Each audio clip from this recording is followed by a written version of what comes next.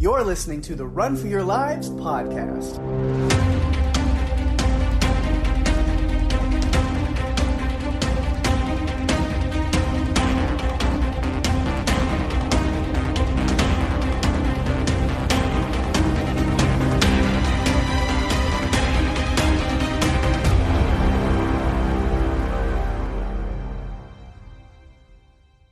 Hey everyone, welcome to the show. I'm Daphne. And I'm Pake. And this is the Run for Your Lives podcast. This episode, we're talking about the science fiction action film Jurassic World, directed by Colin Trevorrow and released June 12th, 2015. I remember when this one came out. I was so excited to see it. And it didn't disappoint me at all. I guess some folks are purists and go back to Jurassic Park and prefer all of those movies to this one. But I just loved the fact that we got so many dinosaurs, and I thought the effects were really good. To me, it's probably my second favorite behind Jurassic Park.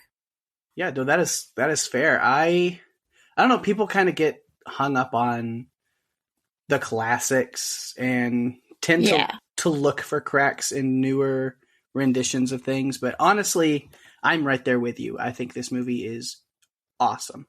Like, they played with some different ideas, like the militarization of the dinosaurs and having a little bit bigger of a star-studded cast and really trying to bring names in and stuff. And obviously there is the corporate sponsorship, branding and all that stuff that you see in here, but then they make it an inside joke within the movie that they're doing that. And so, those things aside, but when you extend a movie series and franchise like this, sometimes you have to shake things up and do things that are a little different and unique. Because if you just get the same Jurassic Park movie over and over again, it's going to get stale pretty quick. Definitely. And I feel like this one did some different things. We got to really break into a water dinosaur, or one that, with the Mosasaurus, which I thought was great. We got more raptors, and these ones were different. They were different skin colors and traits, and we actually got introduced to someone who was managing or wrangling them as the alpha. Yeah. Which was something new. And we also got the homage to the old with Roberta, a.k.a. the T-Rex from the original film. Yeah. And you can see the scars. I can always tell it's her because she has the scars from the raptors. Yeah. And now, after this film, she's got a few others added. But, I really enjoyed this film. There was one other thing that I learned about it, though, before we get into our behind-the-scenes stuff, is it kind of took a little bit of inspiration from this 2013 documentary called Blackfish, which is critical of the captive killer whales at SeaWorld. Yeah. And so they were looking at this one captive killer whale called Tilikum, and it was raised partly in isolation. It was responsible for the deaths of a few people, and that was kind of their inspiration for the Indominus Rex. And then you look at the public relations and corporate excesses of SeaWorld that were depicted in the documentary, and that helped inspire the fictional Jurassic World Park. Yeah. So I thought that was kind of interesting. That was something I didn't know until I was doing some research for this one. And as always, with the movies that we cover, I look back at the way that I watched them originally, and then it's always different when you're doing it for a podcast. Yeah. It's always a different lens. You learn new stuff. Doesn't matter how many times you've watched it. You're oh. You end up, I do the same thing. I end up on these, internet rabbit holes where I'm okay, now that I've been looking up this, and I never would have thought this, except for here. Yeah. It brings so many things to light. We've covered a bunch of films and that one TV series, Camp Cretaceous Season 1, that are part of Jurassic Park, Jurassic World franchise. So now I feel like we're building on the knowledge that we got since we covered the first film way back. I think it was episode 3. It may be our most popular episode to date still. Nice. People love the Jurassic. They do. They like dinosaurs, and I'm totally stoked because so do I. That is not a secret. It's something everyone who listens to this podcast knows by now. Oh, yeah. Dinosaurs and I are just BFFs. So we're going to jump into our behind the scenes. I have a few notes on that before we break into the rest of the discussion. So it was filmed at Kualoa Ranch in Oahu, Hawaii, and the Jurassic Kahili Ranch in Hawaii, as well as New Orleans, Louisiana. Steven Spielberg, who directed Jurassic Park and The Lost World, served as an executive producer. The original title was Jurassic Park Extinction. The budget for the film was $150 million. It grossed $1.67 billion worldwide. It was the second highest grossing film of 2015, behind a little-known Star Wars film called The Force Awakens. No one's ever heard of that film. I'm shocked anyone ever really saw it. It ranks number 6 on the top lifetime worldwide grosses list. It's 124 minutes of action-packed fun. Pake, bring on the synopsis. All right. A new theme park, built on the original site of Jurassic Park, creates a genetically modified hybrid dinosaur, the Indominus Rex, which escapes containment and goes on a killing spree. You know, as is wont to do in a Jurassic movie. Pretty clear. Always. There's always a problem with a big dinosaur that decides it wants to go rogue. Yeah, nobody's expecting with a Jurassic movie. They create a giant dinosaur and it stays put. That's not what we're getting. No, that never happens. It's better not to even expect that it would be something like that because, no. Expect that something's going to go wrong. I feel like Dr. Malcolm had it right. Life finds a way and things are going to happen and there's going to be running and screaming and he knew. Yeah. He figured it out. We are, too, also counting down between now and June 10th, which is the premiere of Jurassic World Dominion. Yeah. We are covering Jurassic World, and then we'll also be covering the next couple seasons of Camp Cretaceous, as well as Jurassic World Fallen Kingdom, before we get to cover Jurassic World Dominion. Yes. And so over the next 6 months or so, there will be lots of Jurassic fun. We will keep popping back in and out of that world for sure. And with Camp Cretaceous, I don't know if we'll have Greg back for all of them. I think if we can, I'm down to try. We'll see. Yeah, you know, I've talked to him about it already a little bit, so I think we'll try to get him back on at least for 1 or 2 more. Yeah, for the Camp Cretaceous, because season 4 just dropped, and I don't know where that's at the timeline. We're gonna have to watch that one too before Dominion. I think probably if it's out before. Yeah, I've got to check the timeline to make sure. I know that 2 and 3 are before Fallen Kingdom, so we'll have at least those 2 to do. Yeah. The 4th one is after Fallen Kingdom, or it could be before.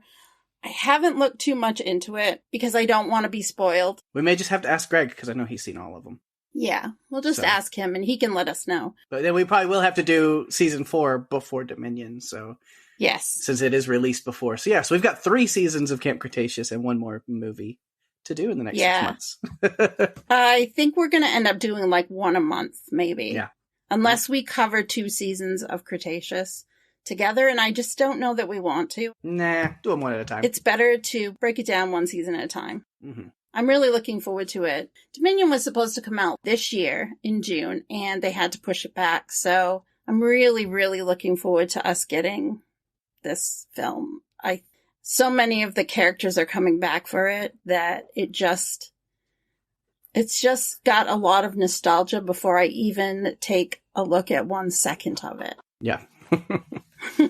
Excited. Me too. All right, but we've got, like I said, quite a while before that comes out. So in the meantime, yes, we can talk about Jurassic World, the first foray into the kind of not reboot, but reinvention and continuation of this story and this world, this Jurassic World. So much is so good. Yeah. Okay, so why don't we jump right into it? Because as usual, we like to go through characters and discuss the story through the characters. Mm-hmm. And which character, Pig, do you think we should start off with? We'll just go in the order I've got my notes, which is kind of the order you put in our document. Okay, that sounds good. Inside baseball there. Yeah, so we'll go that way. Works best for me, which starts off with Bryce Dallas Howard as Claire Deering. Yes. Claire's, definitely very interesting character. We have her arc. You know, we talked about this a little bit, I think, before we really started recording. Try not to talk about the movie too much, but we had like a few little things to be like, oh, I can't wait to talk about this and that. And yeah, she has the best arc of this movie, I'd say. She goes from very corporate, business-minded, doesn't really care at all. You know, we see the biggest, and we'll jump all over the place. You know, if you're listening to this, hopefully you've watched the movie, so you don't have to worry about us spoiling the ending of the movie in the first 10 minutes or something if we happen to do that, because, you know, we're just going to jump around and talk things as they relate to characters.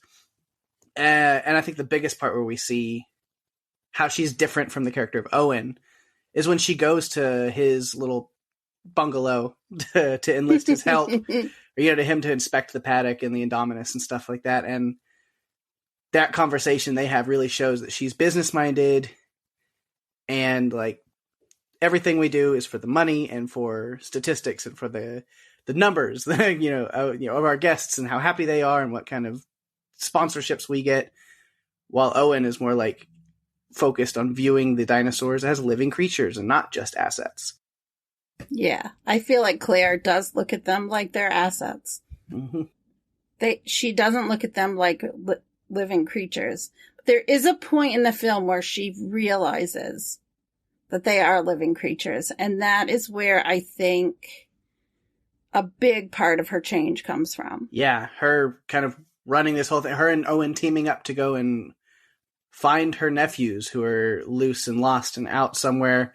So she needs his help, and then some of the things that they run across and do. Yeah. I think the biggest scene, obviously, is where they run across all of the Apatosauruses who have just been slaughtered by Indominus.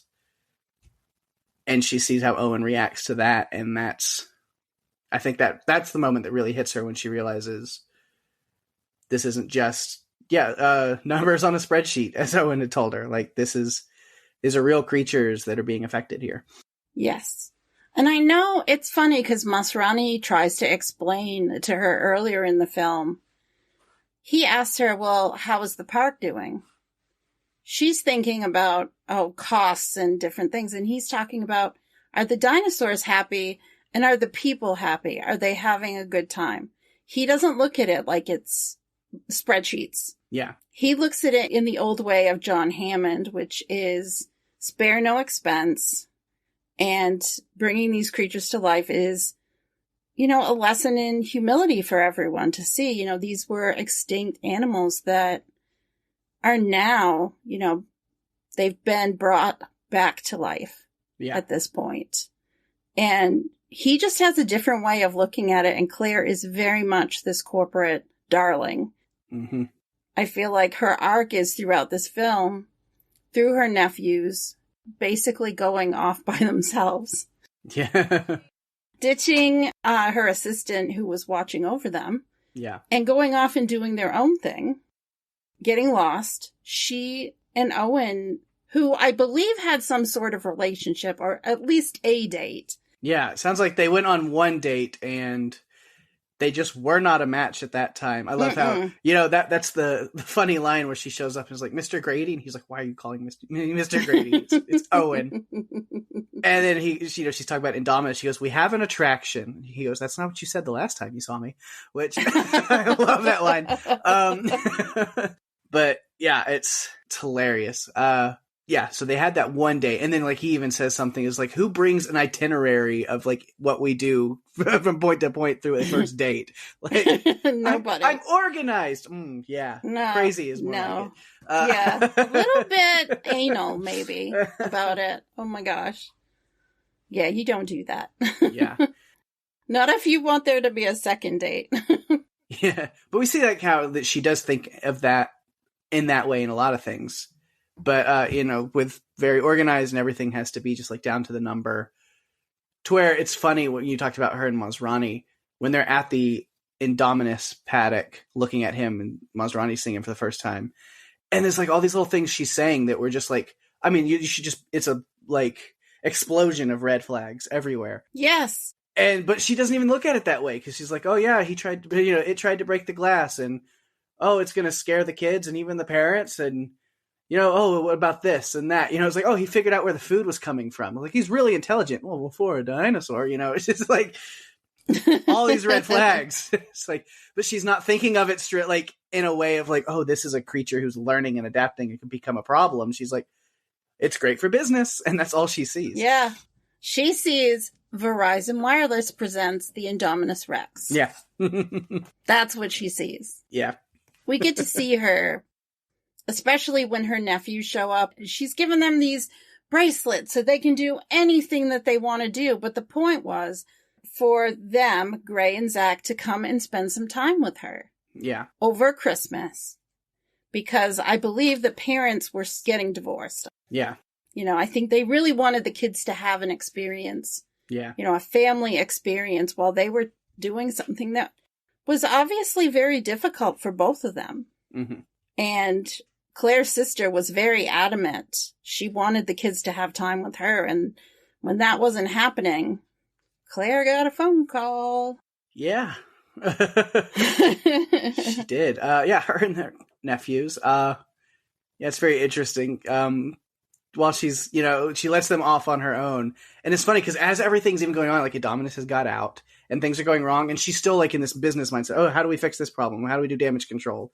And it takes her looking at the security cameras, and she's seeing a little girl reunited with her mother from like, being lost, and the mom coming and picking her up from where they like kept her.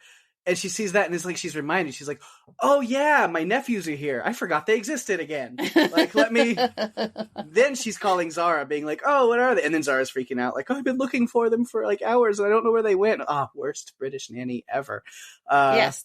But yeah, then she's to like, her defense, they exist. So then she goes to Owen, and is just like, "I need your help. We need to find my off-roading nephews who are definitely ages." Yes. I have no idea how old they are. And Owen just looks at her like, how do you not know how old your nephews are? Well, this one is this tall. The other one's about here. Mm-hmm. They like definitely were born in years. Years. I just can't give those years to you. I can't tell you what it is. Yeah. Yeah. Yeah. She sees them briefly too, and just, I think it's Gray runs up and hugs her, and she's not even prepared for that. Yeah. And then she looks at Zach and is like, Zach?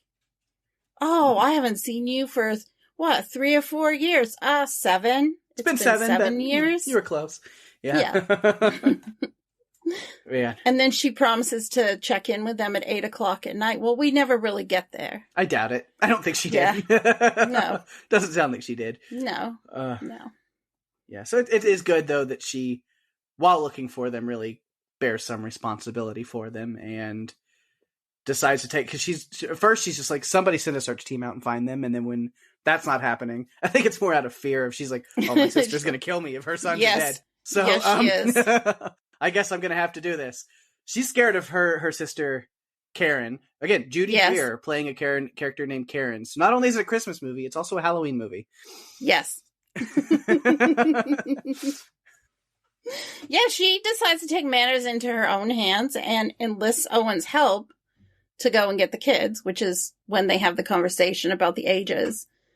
And, it just happens that Gray and Zach get the last gyrosphere before they close down that ride.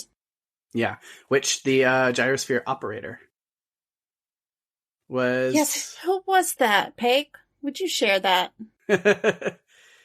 That is Matty Carter-Opal. I couldn't give you exactly everything he's been in. He's popped up in just a bunch of different things. There's one thing that I was like, but I can't think of the name of it. But he was also in the FX series that came out earlier this year, Reservation Dogs, which is really fun. Really great. But yeah, he's just a very underrated, hilarious actor who just shows up in different things from time to time, and I just think he's really funny when he pops up. So again, seeing him, I was like, Maddie.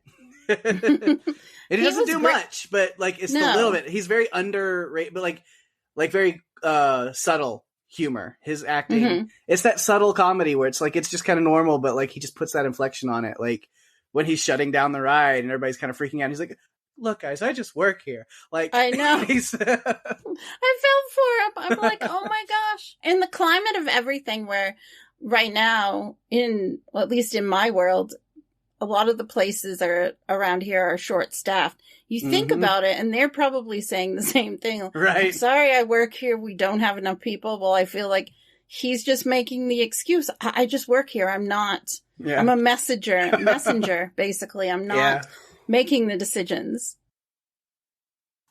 So, yeah, I felt for him. But Zach and Gray go tootling off in the gyrosphere. Yeah. Looking for dinosaurs. Yep. And then we will get to a lot of what they go through and go on a little bit later. We'll talk about them. Because there's an arc there as well that we definitely have to talk about. I feel like in some films that we cover, there's either not an arc or only one character goes through an arc. But in this case, there are a few arcs in this movie. So I'm excited to break them all down. And so then we see Claire really step up into kind of, I don't know if protector mode's the right word, but she's very adamant. Like, we have to find them and we have to do whatever it takes to get there. Yes. She kind of is freaking out a little bit when they find the crashed gyrosphere. But Owen's able to kind of be like, oh, we can follow their tracks this way. We can see that they did get out. And they get to the waterfall. She realizes they jumped. And then as she's yelling for Zach, Gray, and then Owen shushes her, I out loud while watching it just went, that's a very bad idea. Bad idea. That took, oh my gosh, it took me back to Jurassic Park 3. It really did. I can see Téa Leoni's character yelling it out. Oh my gosh. I thought the same thing. So I was just like, that's a very bad idea. Bad idea. But I love that. And then the love's like, you can catch their scent or track them, whatever. And Chris Pratt, Owen, has one of my favorite lines in that he goes, look, I was in the Navy, not the Navajo. I know. Oh, it was great. But yeah, it's great. They go through a lot of stuff, I think more in kind of the Owen notes and stuff when I get there. Yeah. But yeah, because they really don't find them. Like, them going out after the kids really wasn't worth anything because they don't reunite with them until they're back in the main park anyway. It put Owen and Claire out on a journey to run into Indominus on their own and deal with some stuff. Yes, in a very familiar place. Yeah. That was very familiar place. Super cool. Of course, Zach and Gray find that place first. And I thought that was really cool because it's the original Jurassic Park lobby. And you can see the collapsed fossils and bones and stuff everywhere. And the big banner that is all covered in dust and rubble. Yeah. They used a piece of that banner to light the torch. Yeah. They started burning that. And I'm just like, oh, that's... It was such a cool thing to see that. And then also the light piano, Jurassic Park theme playing as they're walking through there. So cool. They used that music a few times in this movie. One in particular near the end, almost at the end, that I just got chills, just got so excited about. But going back to that, it just, you knew that they built it on top of the old park, but it wasn't until they actually went in and we saw, there it is. There, the Jeeps and the entryway and the banner, that you realize that, how much time really has passed. And so that led me to one of my suspensions of disbelief, because it's kind of a little far-fetched that they would be able to put a different battery in that Jeep and get it to go after 20 odd years. I'm not sure how that works. Yeah. I don't know. I'm not sure about that. Those kids are real good with cars, apparently. Yes, they helped Grandpa. So, they find this OG Jurassic Park Jeep, and they're like, we'll get it running again. And they do. So good for them. I'm glad that it worked. I just didn't think that it was possible. And so let's see, go back on Claire a little bit, just as I've got a couple more notes.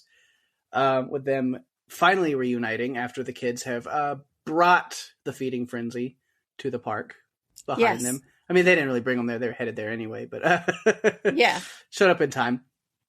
But, Claire finally finds the boys right after her little kiss with Owen, and they go over there. So it's just really funny. She's like, oh, hi, It's Zach, like, who's that? And it's like, oh, my buddy Star-Lord. Don't worry about it. Yeah, she actually takes the gun from Owen and saves him from the pteranodon that's feeding on him, or trying to feed on him. Mm-hmm. Which I thought was cool. And another thing about Claire, she does all of this in this film while still wearing her heels. Yeah, that wouldn't, I don't know about. I don't know if that would ever happen, but I have to say it's pretty badass. Yeah. For her to she's rolling up her sleeves and she's just going for it. Mm-hmm. She's ready. Yeah, she's ready to go. I mean, they rush around, and I have like the entire raptor sequence not in my notes with her, so I skipped right to the end. But so if you have some on her with that, she's fun in the van. She's just kind of watching everything going down. Yeah. And I love, Zach, like, your boyfriend's a badass. And she's like all happy and stuff. And then when things start going wrong, she's like, okay, you two are not watching anymore. No. I also love this part when they were in the back. They were in the back of I think it was the truck. And Zach and Gray say, can we stay with you? And Claire says, I am never leaving you as long as I live. And then they respond with, no, him. We're going to stay with him. Yeah. Meaning Owen. Yeah, that's probably my favorite quote of this whole movie. It's just that, like, I'm never leaving you as long as I live. No, him. Yeah, definitely him. It's him. Yeah. So funny. But you know what? It's Gray that gives Claire the idea that actually saves the day. Yeah, he says, more teeth. We need more teeth. And she remembers. Gives her that idea. She calls up Lowry. Paddock 9 is opened. Claire has a great callback of a flare in her hand. Yes. It's time to lead Roberta and to fight the newbie trying to steal the spotlight. Yeah. Yeah. And she busts through the Spinosaurus skeleton for her dramatic entrance. Yes. Super cool. She has to make an entrance like that, I feel like. Oh, yeah. She has to have an entrance. She's been a piece of continuity in this series. Yeah. I wonder if that was kind of an inside joke because the last Jurassic movie we got was Jurassic Park 3, where the Spinosaurus took the spotlight. Yes. So is it Roberta's way of being like, no, I'm important again. I'm going to just bust through the Spinosaurus skeleton that they've got out here and say, no, forget about that guy. It's me again. Yeah, it's me. I'm back. There were a few times, though, I remember when I saw it the first time, that I thought, oh my God, they're going to kill her. He's going to kill her. She's not going to make it this time. Mm-hmm. And then some additional things happened with the raptors that was rough. There are things in this movie that make me a little sad because loving dinosaurs, not everybody makes it out. Mm-hmm. But at the last second, when you think that the T-Rex is going down, that it's over. Because he's basically, the Indominus is holding her down, ready to bite into her and finish it. Running through Jurassic World comes Blue the Raptor. Yep, our girl Blue. To save the day. It was great. I was just like, oh my gosh, I thought you were gone. Thank God you're still there. And so they get this coordinated attack to push Indominus down closer to the water tank. Mm-hmm. And it gives a golden opportunity for the Mosasaurus to come up and finish the job. So I feel like that they're definitely the MVPs of this movie, the three of them. Of course. After that, I have my note. Yes, T-Rex doesn't do so well, but Blue to the rescue, gives T-Rex a window to fight back. With Blue's help, they push Indominus back. Mosasaurus gets a very GMO-heavy meal. Yes. But I love how Roberta then gives Blue like this glance, like this look, and then walks off. And it's at that moment I always think of my one of my good friends, Jeff, when he saw this movie in theaters. He likes to tell about that. It's just like out loud. He just kind of said it to himself, but somebody who's sitting next to him heard him and chuckled. But as Roberta, as the T-Rex looks at Blue and gives that kind of like look and nod and then walks off, Jeff just goes, "That'll do, pig." Now, anytime I see that scene, I think of that. Oh my gosh. That's funny. Yep. We lost a few raptors in this film, so it was a little sad. And I wrote down some notes about that we'll talk about later. Yeah. But I feel like watching Claire, it connects with her to go and let Roberta out. Mm-hmm. It's like, here is the old forlorn dinosaur that no one wants to see anymore. Because they've got this new flashy novelty that's coming. Mm-hmm. And let's count on old Reliable to save the day. Because she did save the day back when it was Dr. Grant and Hammond and Ellie trying to get away and the raptors were ready to eat them. Yeah. So she's done it again. Mm-hmm. She only ever really, she had a goat. She ate a man that was sitting on a toilet. Mm-hmm. And she chased the Jeep. But other than that, she's done a lot of great things. Yeah. The true hero of the Jurassic true hero. movies. Yes, the true hero. Well, that's what I have on Claire. Anything with her, I'm done. There was one other thing that I wanted to point out, and it was when the boys incapacitate the raptors by, shocking them and throwing things and everything that they did, where they just say, "Can't wait to get home and tell Mom about this." And she's like, no, please don't. No.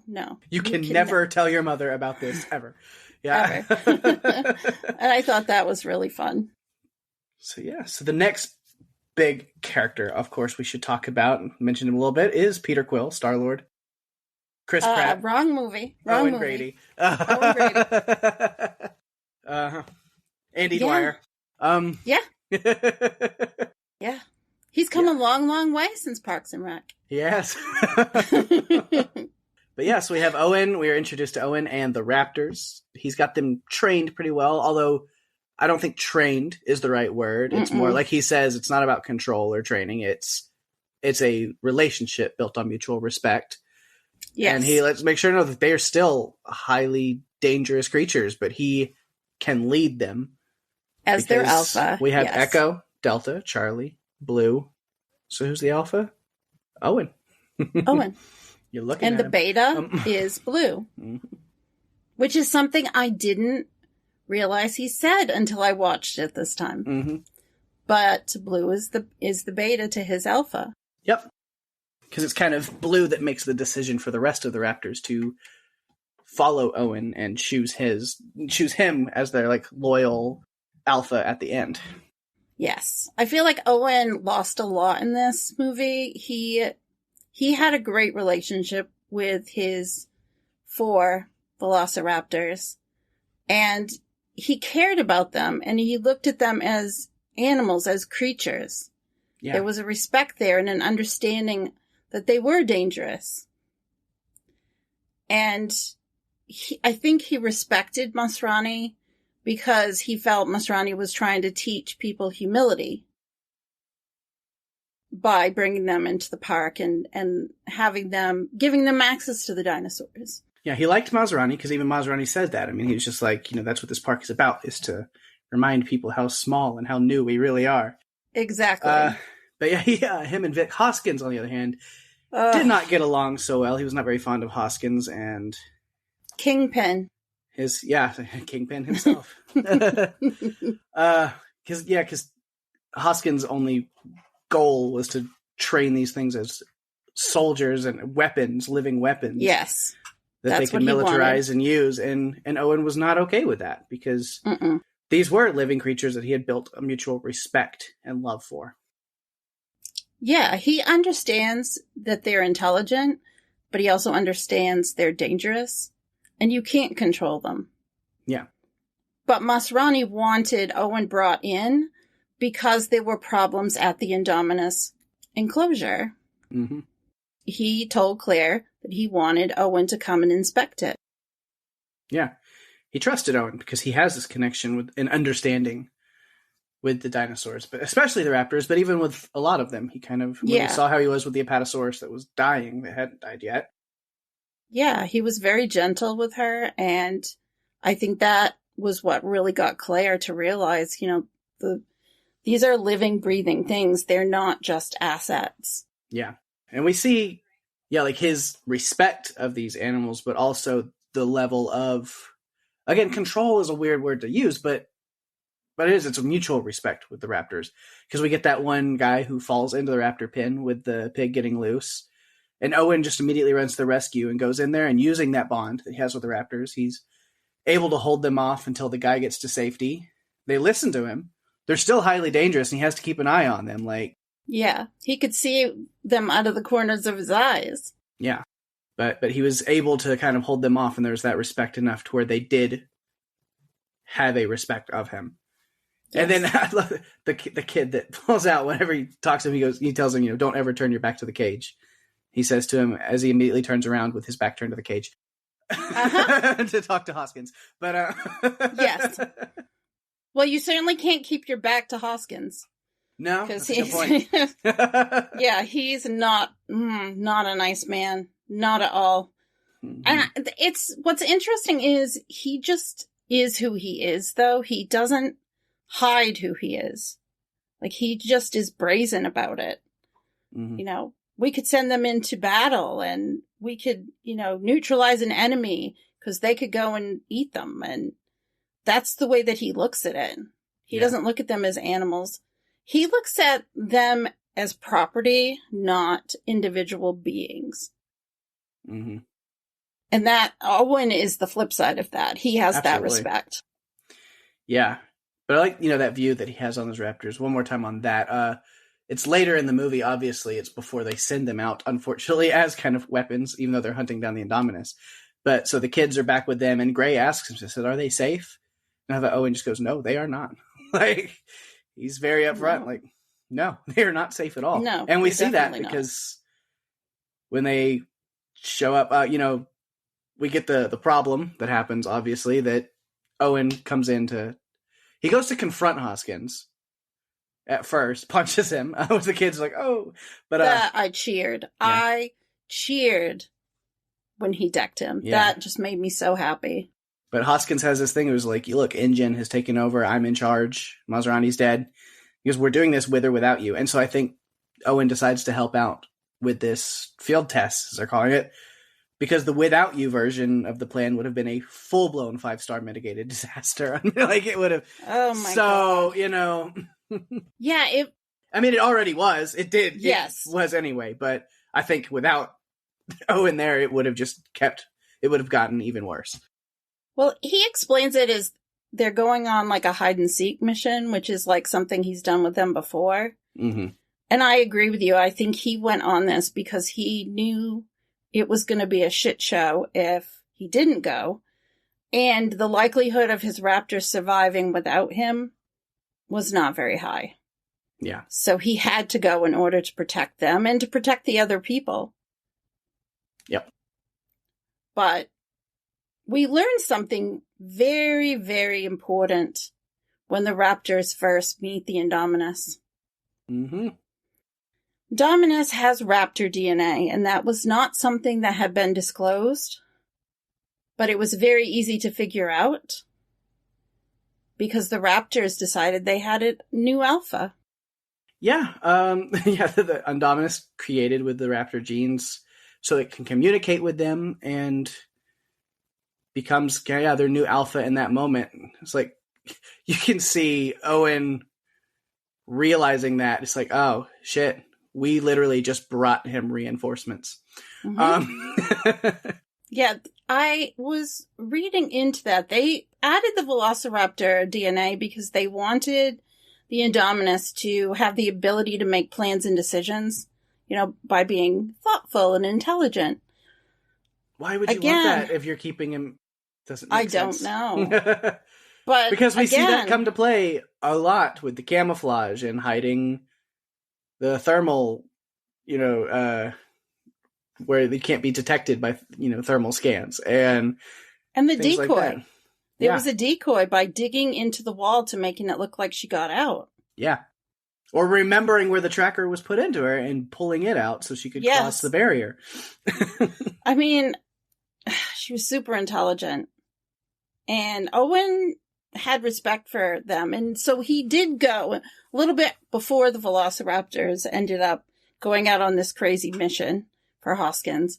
Owen did go to check out the paddock for the Indominus. And that's when she escaped because, as you said, she hit her thermal pattern. So they thought she had gotten out because it showed that she had crawled out, crawled out over. And so they went in thinking they were safe. And then not so much. And 2 workers didn't make it out because of it. And Owen probably wouldn't have either, except he's real smart and quickly thinks to hide his scent, covering himself in gas. So it's very, very smart. Yeah. And then goes to kind of the control room to Claire, and it's very much like you need to shut this shit down right now. Yes. And we need to take care of this problem, which she's like, oh no. And even Masrani, I liked Masrani a lot because of the stuff we talked about before. Yeah. He was very, in the mind of John Hammond and really caring about the dinosaurs. Until then, he's just has that moment where it's bad idea number probably a million, because the park existing in the first place started a whole long list of bad ideas. But with this one, he chooses not to alert the park and the guests. And he's like, oh, we can just let the ACU handle the situation and we'll get taken care of beforehand. We don't need to worry about it and shut everything down. I was like, well, I liked Masrani, but there we go. But then he does that. Real dumb call, which Owen's not happy with and takes it out on Lowry's plastic dinosaurs. I understand you're upset, Owen, but that is too far. That is too far. Respect Lowry's dinosaurs. Yes. Lowry, we will get to Lowry. Yeah. We are going to get to him. Such a wonderful little character who... Yeah. Yeah, he had a lot of dialogue that was fun. So they're going to let the ACU handle it, which... Asset containment unit. Mm-hmm. We see how that went. Yeah. They were gone before they even went on the mission. Mm-hmm.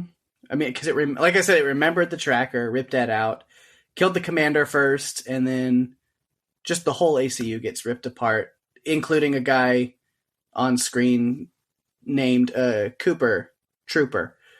So Koopa Troopa. It was a Chris Pratt as Mario Easter egg that we never noticed, years in the making. Now,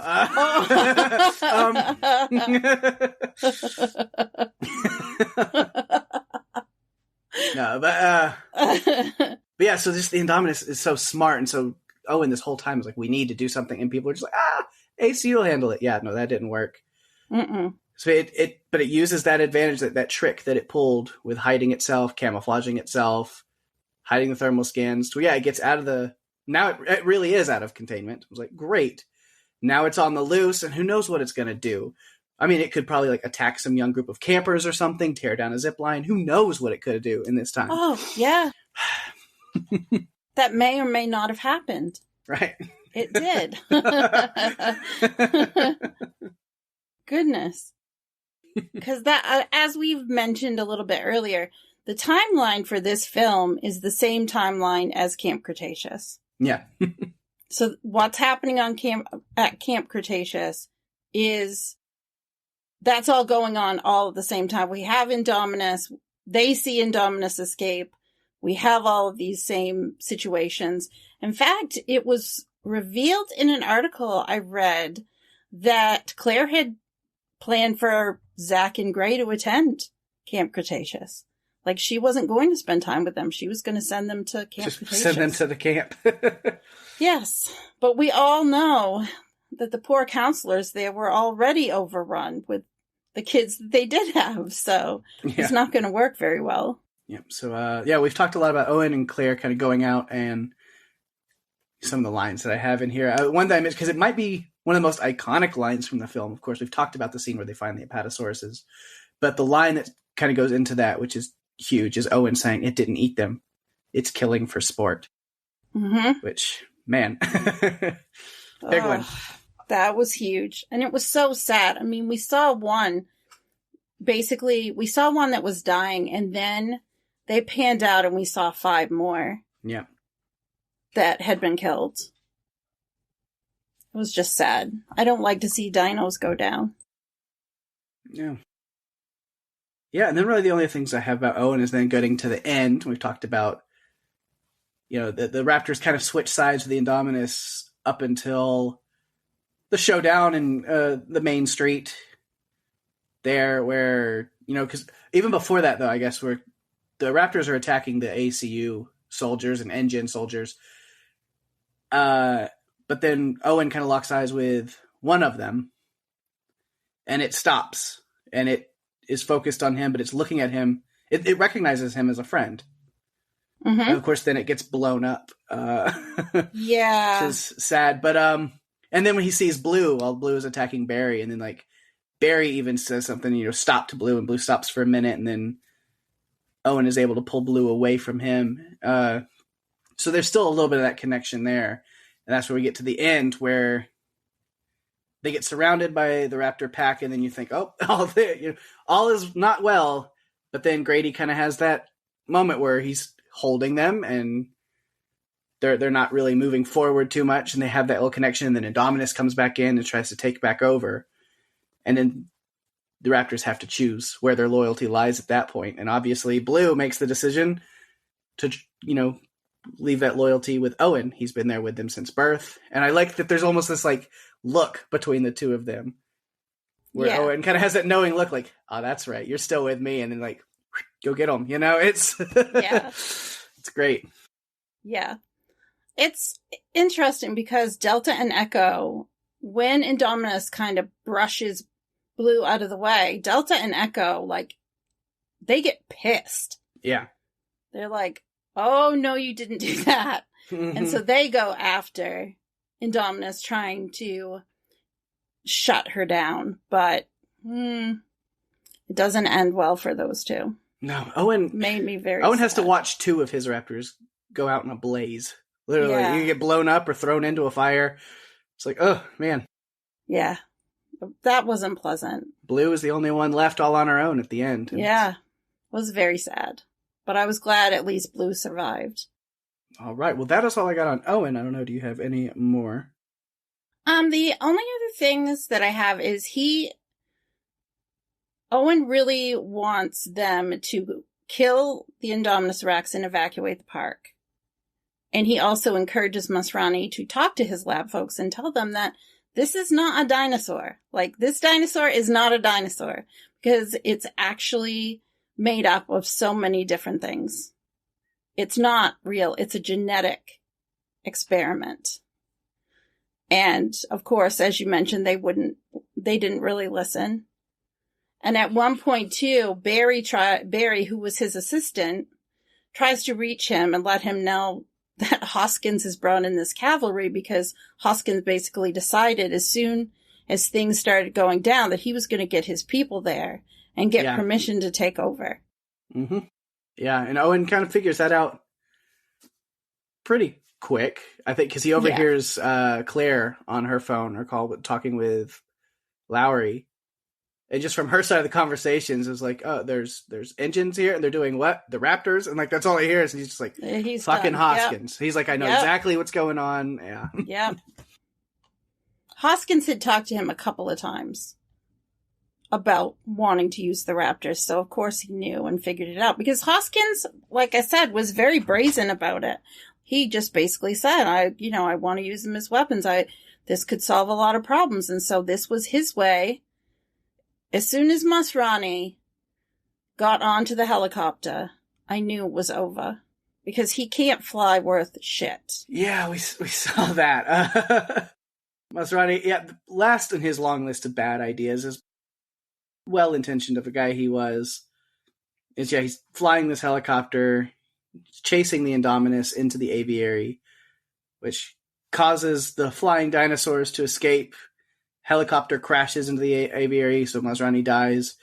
hopefully there's not like this group of traumatized children who just survived an Indominus that had to witness that happen, out in the woods somewhere, young campers. I know. It'd be bad. So sad. Again, if you haven't seen Camp Cretaceous. I know. Because, what would those, if there was hypothetically this group of kids that saw this crash go down and then all these dinosaurs come flying out, they'd have to like escape to an underground kayak area or something to get away from them. I don't know. I'm just thinking off the top of my head. Maybe. Yeah. They definitely would. I'm already looking forward to catching up with our Camp Cretaceous kids. Yeah. In the next season. It's going to be a lot of fun. Right. Yeah. And if you haven't seen it, go back and watch season 1 of Camp Cretaceous. We did cover it with Greg on a previous episode this season. You need to check it out. It was a lot of fun. Yeah. So I feel like that brings us to Zach and Gray. Yeah. We've talked about them a little bit, but kind of really more focus on them a little bit more. Of course, yeah, brothers Zach and Gray headed off to spend some time at Jurassic World as their parents are dealing with other stuff. Mm-hmm. Which we see how smart Gray really is. There's the nerdy, annoying little brother smartness of him where he's just rattling on and on dinosaur facts, and Zach's like, oh my god, I don't care. I really don't care. There's so of it. But also there's just this like level of intelligence where it's that kind of emotional scene where they're on the monorail. And he's just figured out that his parents are getting divorced. And Zach's like, what are you talking about? Of course they're not. And he's like, well, then why are they getting mail from 2 different lawyers? And I Googled them and they're divorce lawyers. And he's like, oh, well. Yeah. But this is also when we saw Zach as not a great older brother. He looked at his brother as being a nuisance, I think. Yeah. And you see at the beginning, like, Gray is so excited to go see these dinosaurs. And his brother has a girlfriend. And the girlfriend is like, I'm going to miss you. And it's all this lovey-dovey stuff. And yeah, that girl's a little too clingy. I don't want to forget your face. It's gonna be a week. I don't know. Yeah. Yeah. And I'll let their dad. There is a phone. There's a cell phone. Yeah. Their dad, Zach, you're not going off to war here, please. Yeah. Like, good point, David Wallace. Good point. Yeah. And then that girlfriend, because like how she goes, Zach starts, he goes, and she goes, I love you. And he goes, we'll see you later. Yeah. That was her. I'm like, she's really into him, but... Him, on the other hand, I don't think it was reciprocated as much because he spends a lot of his time pre-attack at Jurassic World just staring at other girls. Oh, but Gray had this great line where he just says, what do you think is going to happen with you just staring at him? Mm-hmm. That just made me laugh so hard. That's when they're on their... Yeah, they were on... It was getting onto the gyrosphere. Yeah. Mm-hmm. It's like, you're just staring at him. Nothing's going to happen. He was so smart, Gray. Ty Simpkins did such a great job. Yes. Playing that part. He hasn't done a lot as he's older that I've seen or whatever, but he's had some pretty great roles. Of course, when I think Ty Simpkins, my first thing is going to be, which we will have to cover on here eventually at some point, is his role in Insidious, which was incredible. That is on the docket for. Yeah. And then he was in I believe it was him was in Dark Skies. Yes, which is another one we might do. That's an interesting one. Yeah, and then of course, as the huge Marvel fan that I am, he's Harley something. Can't think of the last name, but Iron Man 3. And then he gets to kind of reprise that role a little bit in Endgame, which was cool. He was in Endgame for just a little bit, reprising that role. Mm-hmm. Yeah. Well, Nick Robinson, who played Zach, went on to star in the lead role for a little movie called Love, Simon, which has been a really... I saw that movie in theaters. I thought it was beautiful. A lot of critical praise for it. Mm-hmm. So he went on to do that. But, we meet these brothers who, their mother sends them off on this plane and says, if something chases you, run. I'm like, little does she know. I don't know, is that really something you want to joke about? I was like... No. Like, not even just because they're going, but it's like, this park has an actual history of dinosaurs chasing and eating people. Yeah. Like, come on. Yeah. Yeah, we get the Christmas music playing in the airport while that scene happens. So that's why it's a Christmas movie now. So that's great. Good to know. So it fits because I've been trying to watch nothing but Christmas movies all week. Because as you're listening to this, listeners, this is already in January, I'm sure at this point. But for us, it's the week of Christmas. So it's still fitting into my Christmas movie marathon. So yes. We're still working through the Christmas time. Yeah. Yeah. Which, talk about that monorail was they were on it. I was trying not to think of another Camp Cretaceous scene. Oh, gosh. I know where you're going. I know where you're going. Spoilers. Oh, my gosh. That was rough. Mm-hmm. So rough. But it's always great hearing the Jurassic theme. That's the first time we hear it, is when they're on that monorail the first time. And actually, no, it was right before that. It's or right after that, maybe. Either way, when they're at the hotel. Yes. And Gray's like, I'm tired of waiting, and he opens up the doors and looks out over the park. And yeah. I know. Awesome. Yep. Man. Yes. And then there's the dinosaur petting zoo, the Gentle Giants petting zoo. I don't care if that's for little kids, as Jack says. I'd be excited about it too. I want to be there. I want to be there. Can't you just imagine sitting down and petting some trikes? I mean, come on. They're so cute. Yeah, so while they're at that petting zoo, that's where, Zara is distracted on her phone, so Zach decides it's time to escape and find some real fun. Go out and do their own thing. First stop, the T-Rex feeding, which I thought was funny. Maybe disturbing for smaller children. And then we cut to all the little kids chanting, eat him, eat him, eat him. So, I guess they're not that disturbed. I think they're fine. They'll be okay. No, I don't think so. Definitely not. We get the Mosasaurus, of course, which is such a cool little scene. Gray's nerding out so hard he might pass out. Yes. And then Zach's just on his phone, not caring. But then finally Gray gets Zach to pay attention.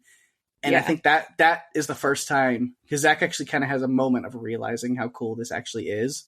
Yeah. He kind of looks up and he's like, oh shit, like, no, that is actually really cool. And he starts bonding with his brother a little bit through that. Yeah. It's like, oh, now I see. Like, oh, no, this is actually kind of cool if I decide to care for a second. Yeah. And they needed that bonding moment because there were different things that went on when they were talking about the divorce, potential divorce.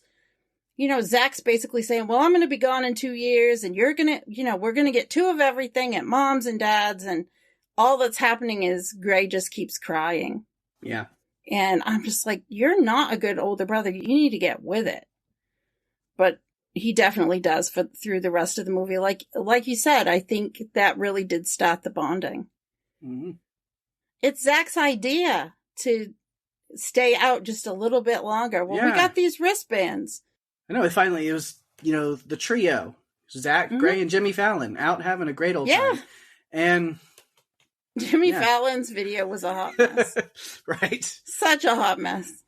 Yeah. But Zach just ignores the, ride closed message and it was like, hey, let's just go.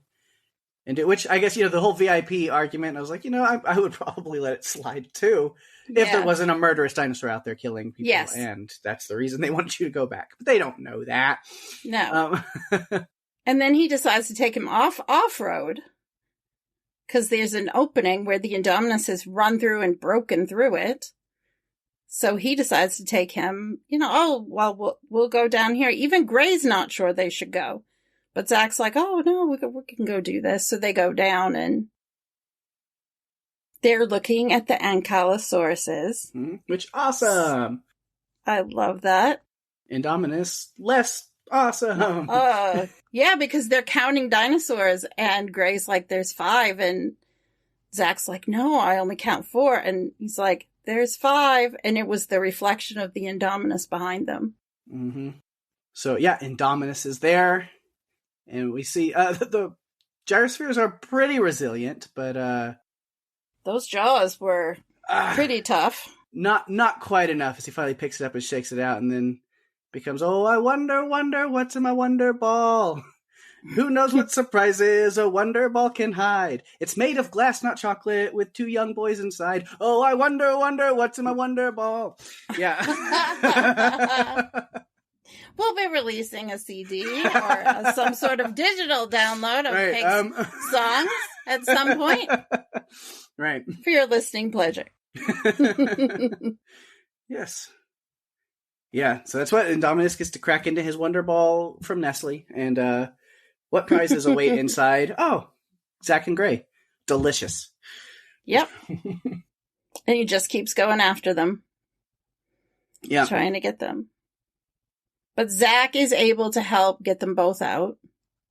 Mm-hmm. Yeah, so they can get away. Make their jump, which was good. And Zack seemed surprised that Gray actually did. He's like, you jumped. Like, well, seems what like was the alternative? I know, but I think, knowing what we know about Gray just being like the very nerdy younger brother, like, probably doesn't get outdoors a lot. Yeah, no. And not judging by his bedroom with all the toys and different things he had in there, no way. Right. So I think it's just the fact is like, oh, you did anything that was like any kind of risk at all, and you took it. Yeah. So that's good. Yeah. I felt like that was another bonding moment too. When they, after they jumped, they were starting to really get into a groove. Where they found the original Jurassic Park lobby. And yes. we talked about that a little bit. I do love, because they see the other Jeep that had been destroyed. Zack goes, stay here, to which immediately Gray doesn't stay there. No. Just follows him in. Of course. He didn't really mean for me to stay here. I need to follow him. That's what I need to do. So yeah, they take the Jeep and they drive it back to the park with a bunch of hungry killer flying dinosaurs on their tail. Oh my gosh. Brought them straight to the buffet of park guests, all compacted into the main area. Oops. Yep. I like the security guys at the gate, like, well, that's new. Yep. Here they come. Dun da da da da da da da. In they fly. Mm-hmm. And then I really don't have much to say about them after that, because then everybody kind of combines into that last big finale. So yeah, I feel like the other thing that I had was when I felt like at this point, Zack, when they're in the back of the van, Zack basically says, we're brothers. We'll always come back to one another no matter what. That we had come full circle. Like, he was the older brother. Yeah. That Gray needed to help him get through this whole situation. And he grew so much during that. I mean, it was traumatic, everything that they went through. So I think that it really came full circle. And Zack realizes, I think, that he needs to be a better brother instead of treating Gray like he's annoying. Right. I mean, because Karen even told Claire, Zack is not nice to Gray. This is not a good thing. They don't need to be on their own somewhere. Yeah. No. So yeah, that's all I have. So now we're getting to kind of some smaller side characters, so we might have a little bit of notes here or there. So I just say, kind of run through them one at a time and see what we have note-wise. And we can start with sounds good. Kingpin, Vincent D'Onofrio.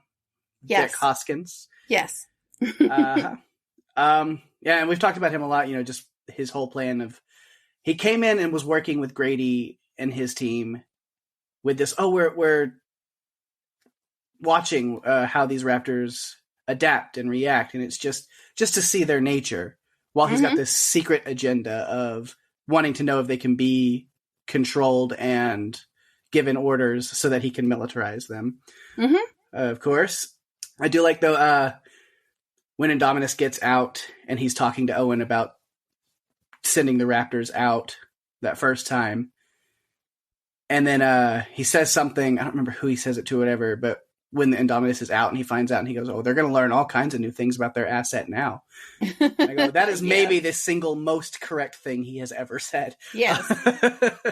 Yeah, there was a moment too that he was talking to Barry about the raptors, and he's like, how fast can they run? Ever open them up to see how fast they go? And I'm thinking to myself, well, they're not a Harley Davidson. Right. Don't lift the hood on a raptor. I don't know what you're talking about. No. And then Barry's like, the raptors did not like Hoskins at all. No. Such great judge of character. Read his soul. Yeah. Where he's like sitting there trying to touch him and they're like snarling at him like, no. And like, when Blue is like focused on and looking at him, and it's just like, oh yeah, he's watching you because he likes to, he's like, they like to focus on what they want to eat. Yes. Good girl, Blue. Good girl. Right. Yeah. And so, but he is set on this plan. He brings in the engine, like private military, to initiate this plan to have the Raptors set loose, and he's even trying to get Masrani in on the plan, and Masrani's not sure. No. So then when Masrani crashes his helicopter with him dead, you see everybody's pretty upset. Vivian, played by Lauren Lapkus, absolutely love her too. She's a very underrated one as well. Yeah. I mean, she's like crying as the helicopter crashes, and everybody's really like bummed out. But then you see Vic Hoskins, and he almost has this like light little smirk on his face because now he's in charge. He had all the pieces in place so that if something like this happened, he would be able to just step in and take over. Yeah. So he's super happy about that. And I remember that at one point when he was talking to Masrani about the Velociraptor plan, Masrani was very adamant. No Velociraptors are going to be set loose on this island because he knows and respects and understands that the threat of them being let out, even if it's to go neutralize the Indominus, is not a good idea. Like, it again, a bad idea and a long list of bad ideas. Mm-hmm. Well, Hoskins, with some of his henchmen were flying over the water to get to the island. One of them just looks out and sees a Dimorphodon, which is the other pterosaur that we saw in this film. Has kind of a T-Rexy head. It does. It does. So he just looks out, he sees it flying, he grabs his gun and he shoots it, and I'm just like, I hope you go down in flames. Please. Do it. So bad. Right. Like, it's just flying. It's not bothering you. We don't see a whole lot of Henry Wu in this movie, but we do find a little bit here, that Hoskins orders him to take all of his assets and stuff and clear out the lab, and he takes him off island. So there's some kind of deal in play between the two of them. And I don't remember if that's revealed in Fallen Kingdom or not, because I've actually only seen that movie once when it was in theaters. I have not rewatched it yet, so... Well, don't worry, Pake. We're going to be rewatching it at some point. I know, it's coming up soon, so we'll see. The interesting thing that I found with Dr. Wu was the conversation that he had with Masrani about making the dinosaurs. Oh, yeah. Because Masrani wanted, bigger, scarier, cooler, And he basically had this mantra of, if I don't innovate, someone else will. And he also, was looking at, nothing, he said, nothing in Jurassic World is natural. We have always filled gaps in the genome with the DNA of other animals. And I think his best line in this film was, monster is a relative term. To a canary, a cat is a monster. And I thought that was interesting. Yeah. And he follows that up with, and we're just used to being the cat. Which I love. Yeah. Wu is not willing to release the dinosaur makeup to anyone. Mm-hmm. And he seemed a bit surprised to hear that it hid from the thermal technology. But then if you look at Indominus and what it is made up of, she wasn't bred, she was designed. And she'll be 50 feet long when she's fully grown and bigger than a T-Rex.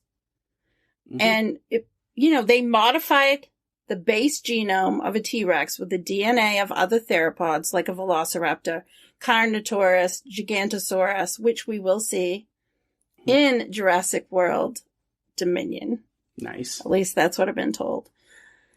As well as things like a cuttlefish, tree frog, and a pit viper snake. Mm-hmm. And so we already talked about the raptor DNA was to make them smarter.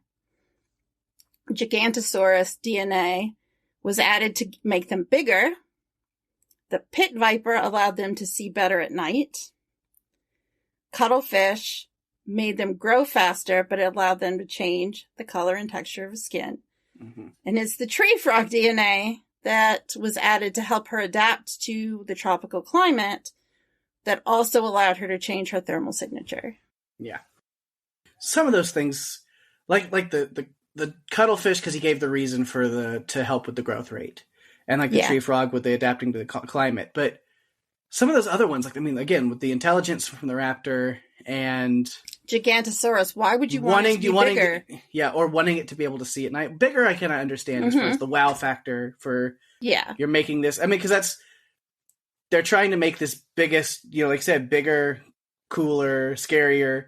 So that corporate sponsors will come in and back it like an athlete, so they can make money. So I can understand that one, but so the intelligence from the raptor, or like the pit viper, like you said, to be able to see better at night. It's like, why do you want to give it those kind of things? Because there's no actual physical, marketable reason for those things other than just making it harder to handle.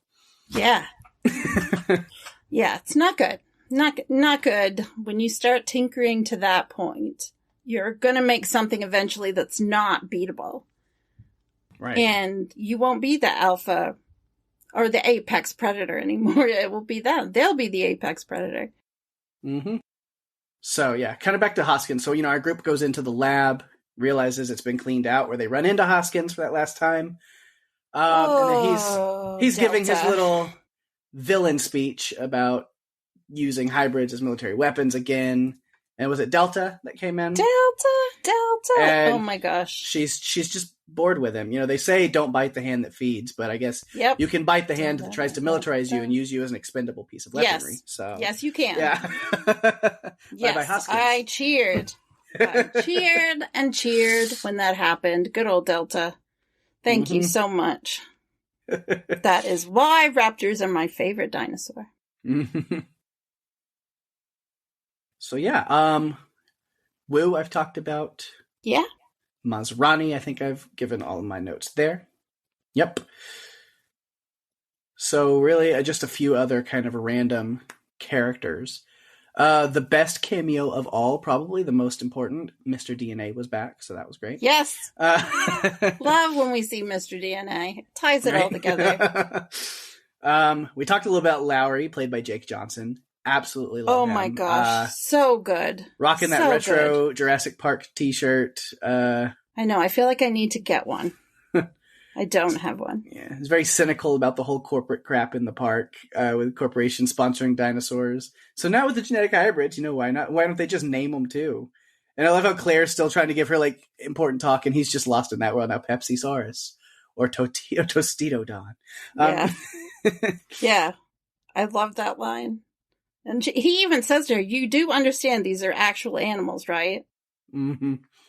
Yeah, he was kind of on that Owen wavelength, and so I really like him. And then he has that heart where he's the one that decides to stay behind when they get everybody else out to make sure Owen and Claire are taken care of, and helps. He's the one that releases Roberta. So he's got a big part. But I like, when he decides to stay behind, and he has that hilariously awkward goodbye with Vivian, played by Lauren Lapkus, where he just kind of goes in for the kiss, and she's like, no, I have a boyfriend. He's like, I didn't know you guys were serious. It's like, yeah, we are. You don't talk about it much because we're at work. Yeah, that's a good point. Okay.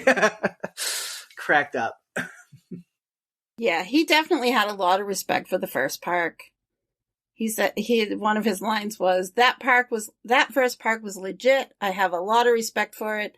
They didn't need these genetic hybrids. They just needed dinosaurs, real dinosaurs. That's kind of enough. Mm-hmm. It's absolutely. Yeah. And then really the only other note I had was just kind of Zara, which also, whenever the Pteranodons and Dimorphodons are flying in, and you hear the voiceover on the park, it's like, attention guests, a containment anomaly. Anomaly. That's a containment anomaly. I was like, that's one way to put it. Sure. Yes. A containment anomaly. But Zara, didn't see a whole lot of her. She lost the kids pretty early on, and then was just kind of not around. But then finally she finds the kids again, and then is immediately horrendously snatched up in the air, dropped in a giant water tank, roughed up by a pteranodon, and then became Mosasaurus food. Yes, she got carried away. Yeah, she did. That was a nice one. Didn't expect that from you. I know you didn't. I've been saving it. Yeah, so it's been a little while since we've referenced Ryan George and the pitch meeting videos, but oh my goodness, it's one of my favorite. One of my favorites from the Jurassic World pitch meeting, where he's talking about that. It's like he mentions that scene, what happens, and then the director guy is like, wait, don't you have a British dark-haired girlfriend named Zara? And he's like, I don't see how that's relevant.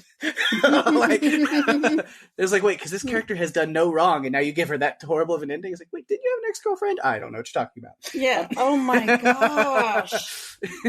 Oh wow. I'm gonna have to watch that. I don't think I've ever seen that one. It's a great one. I'm gonna have to go find it. I am. I'm gonna have to go find it. Oh my gosh. Yeah. I only have a couple of notes left, and they're about Masrani. It was basically a couple of his quotes. When they're on the helicopter and Masrani's playing helicopter instructor, the poor guy that puked after riding. He's fine. Yeah. He's overreacting. It's probably a good thing he wasn't on the helicopter when Masrani took it. Yeah. But he says to Claire, the key to a happy life is to accept you're never actually in control. I was like, okay, and you own a dinosaur park. And things are completely out of control. Okay, I guess. He had, but he was philosophical too, because he says, John Hammond entrusted me with his dying wish, and not once did he mention profits. Spare no expense, he said. Mm-hmm. And then at the end, one of his last lines, when he decides to take the helicopter, we don't need anyone else. When I think it was Vivian was asking him, isn't there anyone else that can fly this helicopter? And he's like, we don't need anyone else. It's like, oh, Masrani. Which, a really sad thing is, Irfan Khan, who played Simon Masrani, died in April 2020. He was sick with cancer. Yeah. I remember seeing that thinking, oh my gosh, it's Masrani. So, yeah. Well, dang. I think that is all I have on the characters. Other than I do have some notes on the dinosaurs. Yeah, I've got maybe some dinosaur notes. I threw in a lot of my dinosaur notes into the other stuff. So, yeah, all of my Indominus notes I've already thrown into other stuff. Raptor notes. So unless you have some extra Indominus, do you have any? Well, I thought it was quite telling that she ate her sibling. Yeah. Yeah, and then later, when Owen's like, she's just been, this is all she knows is this little paddock, and there's no social connection like my Raptors. I was like, oh, should we get her a friend, set up some play dates? She's like, no, that's probably not a good idea. No.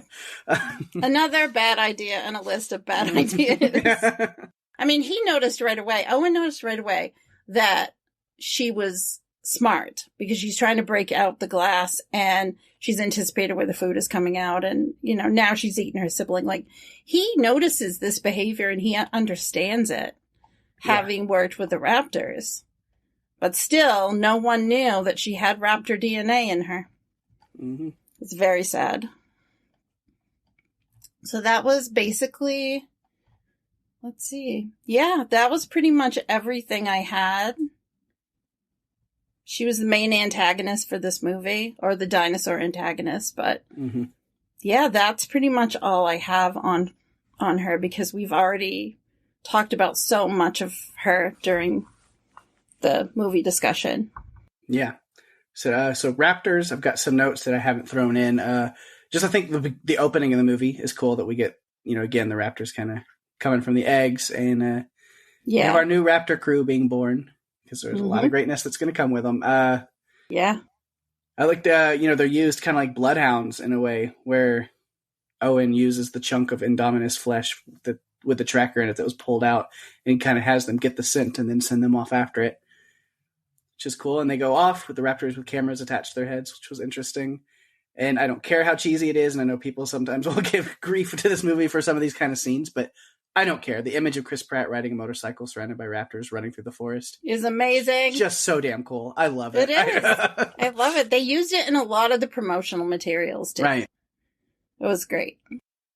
Yeah, and we talked about when the Raptors found old Indy and switched sides for a little bit. Yep. Definitely. But they switched back, and we talked about that a lot. Again, just that loyalty. He's really taking that time to build that bond with them. So yeah, it's good. And then Blue said is left all on her own at the end. So sad. I like that we got like the next stage in evolution for raptors in this one, because in the first film they were green, like really green. In Jurassic Park 3, they had, the skin was changing a little bit, the colors were a little bit different. Mm-hmm. And then we get to see them in this one where they've got the different skin tones. And I know we've talked about this before, about how real raptors, were more bird-like. They were smaller, covered in feathers. And that was kind of another thing with Wu that I forgot.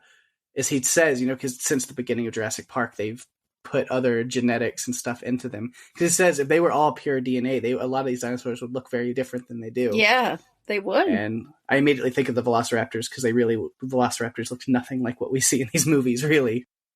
They're more like the Deinonychus. Yeah. And we've already discussed, the difference between the Velociraptor in the real world and the franchise. And yeah, we get to see some of those results of the DNA modifications with the different colors in Jurassic World. And makes me think of playing Jurassic World Evolution, because there's different ways that you can play around and get different skin colors and textures. So I've not really with the raptors, you can have Blue, Charlie, Delta, and Echo. Yeah. I have not done that yet. I have those, and I love them. And then also, speaking of the Deinonychus, which is more kind of what that Deinonychus is also in Evolution as well. Yes. Pretty cool. You know what I've learned, though, from playing that game? Mostly that some of the herbivores are more of a pain in the ass. The Dracorex, oh my god. Dracorex and Ankylosaurus don't like a lot of other dinosaurs. They need their own space. And they will break out and cause all kinds of havoc. Ugh, it's crazy. It's much easier. Dracorex we will talk about more when we get to the next movie. I do remember that much. Yes. Fallen Kingdom. Yes, we will. Yeah. So that's all I had on raptors. Did you have any? Owen said at one point, he was explaining that raptors like to herd them into a kill zone, which we kind of got to see with what happened with the Indominus at the end by them moving her down to the Mosasaurus. But, and I think that's what they were hoping would happen when the four of them went off after the Indominus, but of course it didn't. I talked a little bit about Delta and Echo thinking that Blue had been killed, so they kind of went crazy, but then they both ended up dying.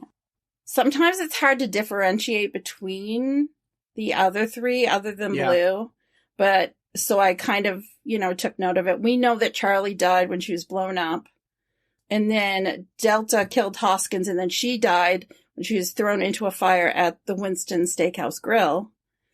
And then Echo died after being thrown by Indominus Rex. And it's interesting because some fans online speculated that she was still alive because they couldn't figure out how she could have died when she was just tossed. And she wasn't tossed as hard as Blue was.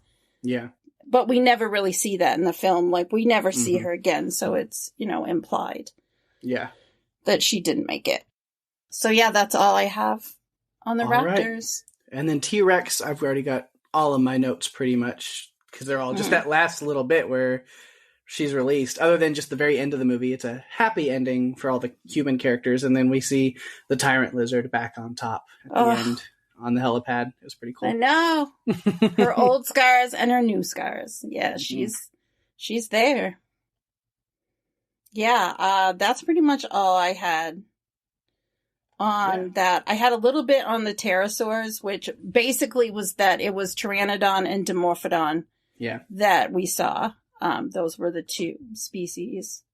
And then I had a little bit about the Mosasaurus. She just was part of that trio at the end. And she had a role in season 1 of Camp Cretaceous. So say that. And she may or may not have a role in a few upcoming seasons. So we'll have to wait and see. But I think that is pretty much all that I have for notes on dinos. All right. The only other notes I have on dinosaurs.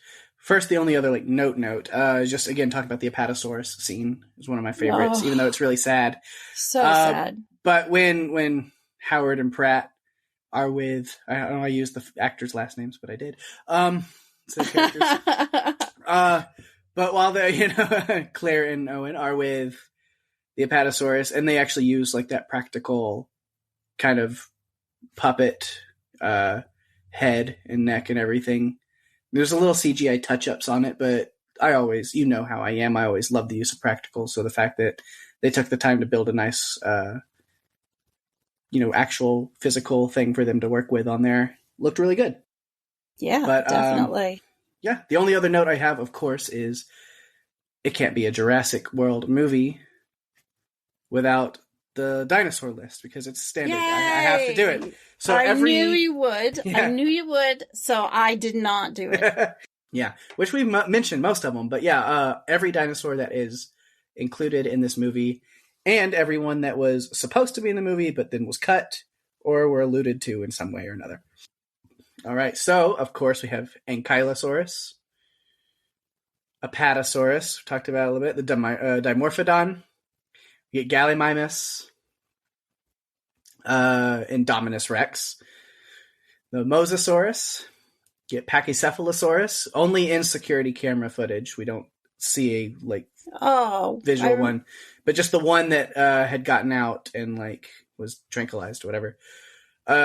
We get the Parasaurolophus, Pteranodon, Stegosaurus, Triceratops, Tyrannosaurus Rex, Velociraptor, and then those are all the ones that we see physically or visually. And then we have Archaeornithomimus, which is mentioned by Claire, not seen, but she's like, how many 4-year-olds? We try to watch them stumble over saying Archaeornithomimus. Yeah. It's like what Owen says. I was like, I like hearing you try to say it. We get a Dilophosaurus in hologram form. Yes. Oh my gosh, and that was so cool. Yeah. Because I think it was Delta that looked and actually stopped in her tracks when that hologram came up. She's just like, what the heck is that? And then there were 3 dinosaurs that were supposed to be in this movie that they probably did film some stuff and animated some stuff for, and then ended up cutting. Diplodocus, Edmontosaurus, and Gigantoraptor were supposed to be in this. I don't know what a Gigantoraptor is, but it sounds terrifying. Oh my gosh. I don't know. That makes me wonder if we're going to see that in the future, because we could. Mm-hmm. An Edmontosaurus I'm definitely used to, because I've seen it in Jurassic World Evolution a lot. Yeah. Mm-hmm. They're one of the first dinosaurs you get access to. Like the duckbill dinosaurs. Yeah. Kind of. And then, of course, we get Spinosaurus just in skeleton form. Yes. The T-Rex bursts through that there at the end. And then we get 3 other hybrid dinosaurs other than the Indominus Rex that are just on the screens in Dr. Wu's lab. So we don't actually see them, but we see the plans for them and kind of the blueprints of what they would be. We have a Stegoceratops on one of the screens. Oh my gosh. Yes. And then 2 other ones that are unidentified, unnamed, but one is a Pachycephalosaur hybrid, and another is a Therizinosaur hybrid. Oh my god. Wow. And then that is it. Oh my goodness. Wow. That's a whole lot of dinosaurs, but I feel like it's not quite as many as we've seen in some of the others. Right. So I have a feeling I know in Fallen Kingdom we see quite a few. Mm-hmm. I'm interested to see what we get when we're covering Camp Cretaceous. Yeah. And then Dominion, I don't know. There have been a lot of release photos of different things, so what I've seen so far looks really cool. Yeah, I'm definitely excited to check that movie whenever it comes out, watch it, and jump back into this world. But we will be jumping back into this world plenty of times beforehand on the podcast. Definitely. We have to. So, yeah, with Fallen Kingdom, and then also, yeah, I've seen that one before, but it'll be good to rewatch and kind of break into it. But then also, yeah, these next 3 seasons of Cretaceous that I have not seen. I'm excited to see what happens. I'm ready to watch another season. So we'll have to get that on the docket so we'll be able to cover it. So I think that's it. I think we have covered everything. So you know what that means. What kind of fun production notes and trivia things did you find? Do you know that I had to cut some out? Because there were so many good ones. And the list is already still a mile long, so. It is. It's so crazy. Okay, so without further ado, here are the production notes and tidbits that I uncovered. So John Schwartzman is a cinematographer that worked on Jurassic World. He is returning for the Jurassic World Dominion sequel. He did not work on Fallen Kingdom because they did have a different director, different everything. Yeah. Although Richard Attenborough wanted to appear in another franchise film, he sadly passed away in August 2014. To honor him, there is a statue of his character in the film. And before he passed away, Trevorrow and Spielberg recorded him saying, "Welcome to Jurassic World," for the trailer preview release only. They used an abandoned Six Flags theme park in New Orleans for the Jurassic World Main Street and Boardwalk. The 300-foot by 200-foot set was built in the abandoned parking lot, which was right outside it. Jurassic World's Main Street has a shop called Winston's, which is an homage to the wonderful, amazing Stan Winston, who was responsible for all those beautiful animatronic dinos that we saw in Jurassic Park, The Lost World, and Jurassic Park 3. He sadly passed away in 2008. Like Hammond, who preferred to witness the hatching of the Jurassic Park dinosaurs, Owen was present for the birth of each of the raptors, or the hatching of each of the raptors. Hammond said they've imprint on the first creature that they come into contact with, but Owen warns everyone that the raptors are not tame, will kill anyone but him. They later turn on the humans and attack everyone except him. Yep. Which is true, yeah. That's what we saw. The toys that were inside the Jurassic Trader's gift shop are real products. A lot of them were from the Jurassic Park movie. They filmed the Gentle Giants petting zoo. Still, I want to go there. In a modified elephant enclosure in the Honolulu Zoo. It was the director's idea to include the Mosasaurus, including the scene of it feeding on a shark in front of the spectator-filled bleachers. Trevorrow was asked about the logistics of feeding the Mosasaurus great whites, given that those sharks are endangered, and his response was they'd actually considered that and reasoned that logic fit. If InGen is able to clone extinct dinosaurs back to life, they're also capable of cloning endangered animals as food for the dinosaurs in the park. That makes sense. Yeah. The gyrosphere was Spielberg's ideas. He wanted to create a way for people to get up close with the dinosaurs. They're self-driving and free-roaming. The gyrosphere set was built above the Ka'awaya Valley at Kualoa Ranch in Oahu. It's still standing and is featured in some of their resort tours. I really need to go on this. I want to go to. Yeah, I want to go to Kualoa so bad. Yeah, I want to see that. On my bucket list. Yeah. Per the employees of the ranch, the set is going to be used for weddings and special occasions. So that sounds fun.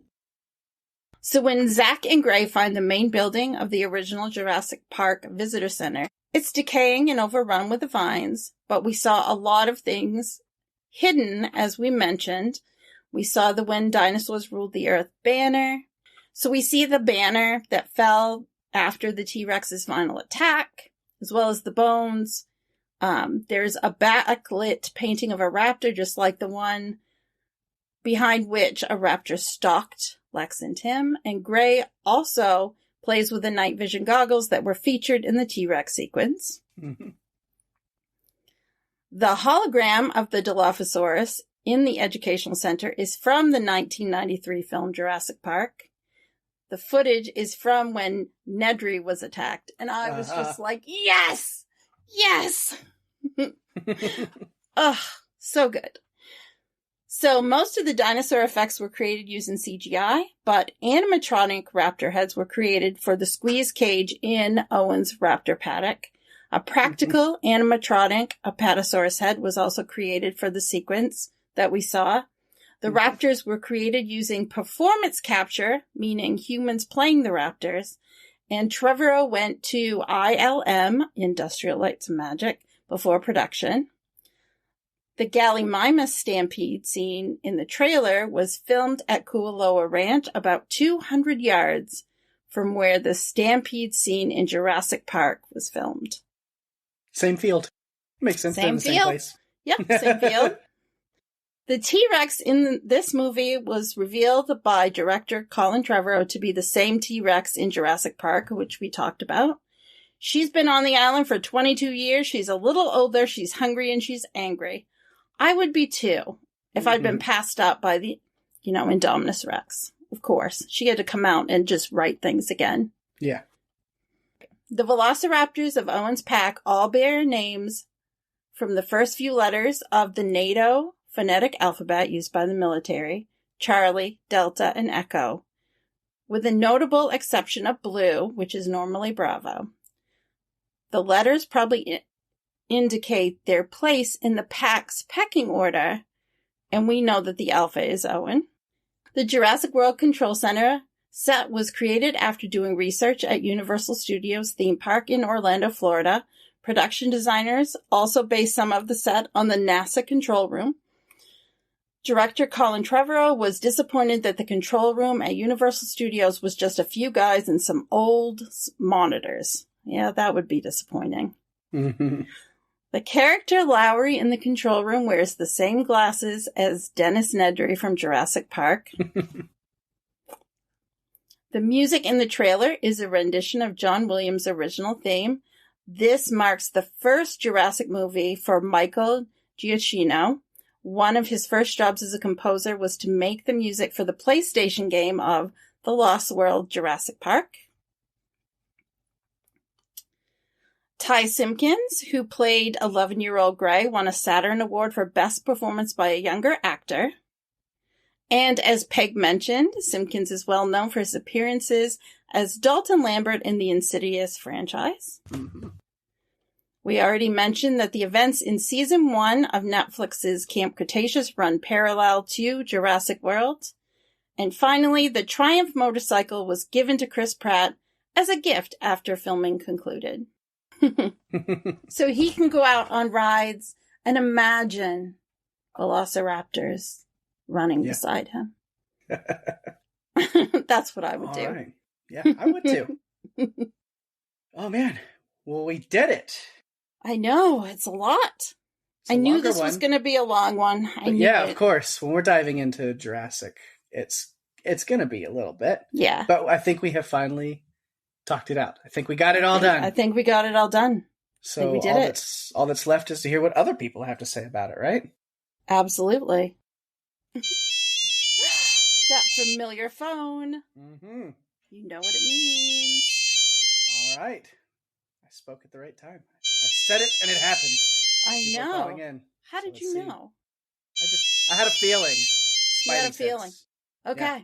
All right. Let me pick that up. See what people have to say. All right. I picked up the phone and there's nobody there. It's just a dead tone. Oh no. No. Yep. No feedback this week. Okay. But we are recording this like 3 days earlier than we usually do. We're a little off schedule because you've got some traveling to do. So I do. I am sure our Jurassic World feedback will be here by next week and we can throw it in. Hint, hint, people. Yes. Yes. You still got time. Get it in. We always love to hear it. Yes, we want to hear from you guys. And if you'd like to send us feedback, you can do so by going to our Facebook page at facebook.com/runforyourlivespodcast. You can email us at runforyourlivespodcast@gmail.com. You can send us a little tweet on Twitter at RFYL Podcast. You can reach us on Instagram at runforyourlivespodcast. And if you're enjoying the show, tell your friends. We are available on Spotify, Apple Podcasts, Stitcher, and pretty much all the other podcast players, including YouTube. Go to runforyourlivespodcast.com for all the links you'll ever need and give us a review on Apple Podcasts, as that's the best way to share the love and get us out there even more. We appreciate it. Absolutely, we do. And of course, talk about sharing the love, give some shout outs to some other stuff going on in the podcast universe around us. Of course, my other podcast, Strange Indeed, we are still covering Dexter, New Blood, and holy crap, as we are coming into the final 2 episodes. So as you're listening to this, the penultimate episode should be out, and our coverage should be out. Oh my god. Even though in this time travel is weird with the way we record things and then post them later. So I'm saying this, we haven't recorded that episode, but by the time you hear this, that episode should be out. I'm excited to talk about that episode because holy crap, this penultimate episode of Dexter was just a lot for me as a Dexter fan, and I'm really excited. So yeah, it's crazy to think that there's only one more left after this one. What are we going to do? I don't know. I feel like it just started. I know. And now it's ending, and it's been so good.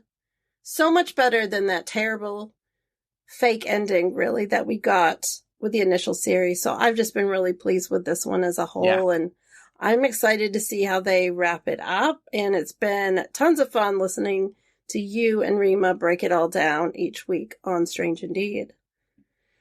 Any idea what you guys might be covering next, or are you going to take a little break? I think we'll probably take just a little break. And I think we have some ideas on what we want to do next, but we're still keeping it pretty close to the chest. So we will let you know the second that we make sure, we decide for sure.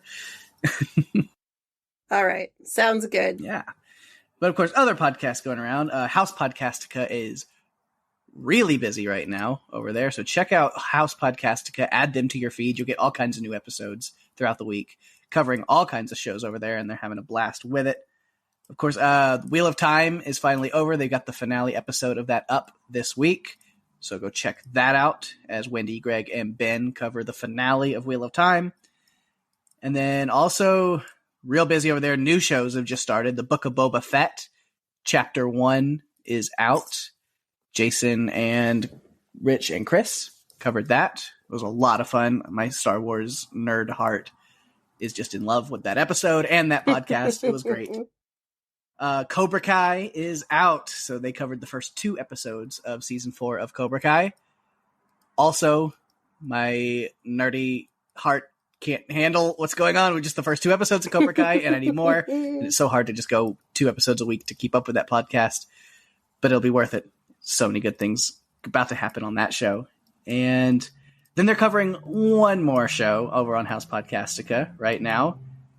And that is a brand new show over on Showtime. Actually, I think airs right after Dexter, called Yellow Jackets. It does. And Daphne here got everybody indoctrinated into that show.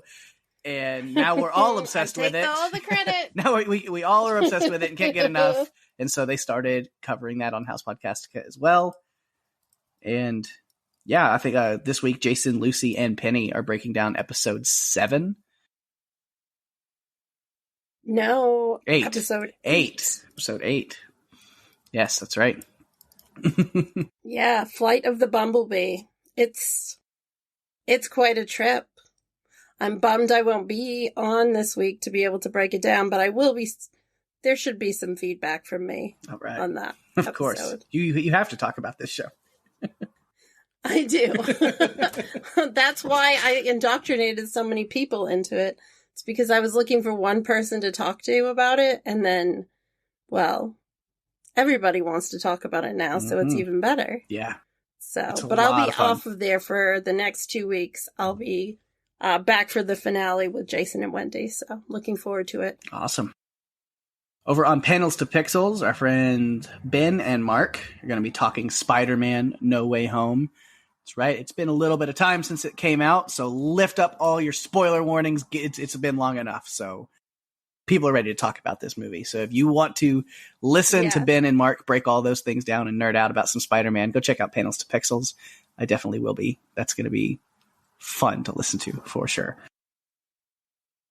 I know. I saw it opening weekend, and I think you did as well. Oh, yeah. So it's been enough time. It's definitely been enough time. If you haven't seen it, you need to go see it and then check out Ben and Mark. Yes. And then finally, over on the Watched It in the 80s podcast, our friend Damien and his friend Andy are getting together to talk about Blade Runner. That's also a really good one. That'll be a really fun episode, I'm sure. But yeah, but of course, there's also one more thing to look forward to next week, if you're a podcast fan, of course, which is what we are going to be talking about right here on Run for Your Lives next week. Daphne, what is that? So next week, a young fashion designer, hopeful, heads to London to live her dream life when she's accepted to the prestigious College of Fashion. Her roommate from hell makes things rough at first, so she relocates to a top-floor flat where through vivid dreams she's able to travel back in time to the glamour and music of the 1960s. All is not as it seems, as she soon discovers. We are super stoked to be talking about Edgar Wright's 2021 psychological horror film, Last Night in Soho. Yay! Oh man, I'm so excited for people to get to hear this one and hopefully give us some feedback and thoughts on that one, because I mean, if you know me, you know me. I am an Edgar Wright fanboy through and through. Love everything he does, and this movie was no exception. Absolutely loved it thoroughly, and it was great to talk it out and break it down and really nerd out about it. There's so many cool things about it. So many cool know. Things. I feel like we had so much fun talking about it, and we knew right away after seeing it that it was something that we wanted to cover, but we waited just a little bit because there were some other things we needed to cover first. And so this was our first available opportunity to be able to break this down, and we had so much fun. I told Peg it's one of my favorite episodes that we've ever done. Yay. It's just so much fun. I say that every once in a while because I feel like some were just, it's just fun to be able to nerd out with one of your close friends about movies that you love. It's just, to get to do it every week is pretty freaking special. So I love it. Oh, yeah. All right. Okay. Yes, that would be my part. Okay.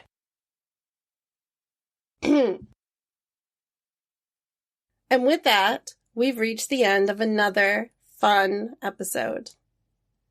Thanks, everyone, for listening. I'm Daphne. And I'm Pake. And if you have to run from a supersized, genetically engineered T-Rex Raptor Tree Frog hybrid, hell-bent on making you and those around you her latest trophy kill, you better run for your lives. Bye-bye.